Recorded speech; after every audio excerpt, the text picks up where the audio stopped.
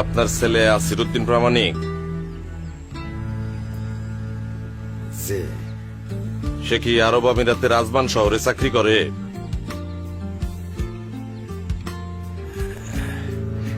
জি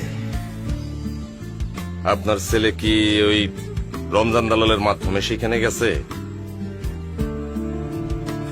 জি মুরব্বী মনটারে একটু শক্ত করেন। গত 3 দিন আগে সে এক দুর্ঘটনায় ইন্তেকাল করছেন। ইন্না লিল্লাহি ওয়া ইন্না ইলাইহি রাজিউন।